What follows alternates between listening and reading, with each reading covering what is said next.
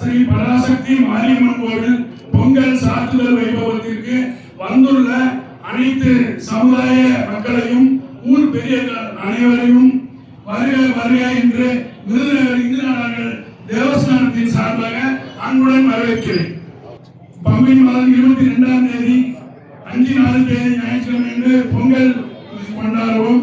பங்குனி மாதம் 24ஆம் தேதி 7/4/26ஆம் தேதி செவ்வாய்க்கிழமை தேரோட்டம் நடத்தவும் தேதி நிர்ணயம் செய்துள்ளோம்.